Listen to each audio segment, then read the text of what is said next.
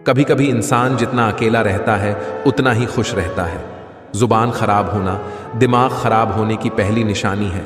जानवर मार खाकर भी वफादार है और इंसान प्यार पाकर भी गद्दार है। उन लोगों से तो दूरियां ही ठीक है जिन्होंने आपकी नज़दीकियों की कभी कदर नहीं की। बड़ा वही होता है जो छोटे के दर्द को समझ सके।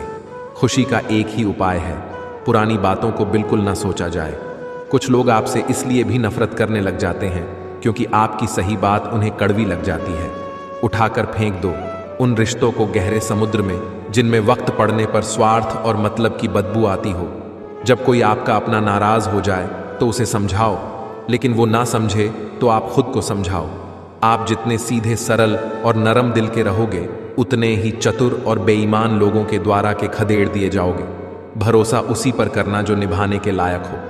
कुछ पल का साथ तो जनाजा उठाने वाले भी दे देते हैं। इंसान का सब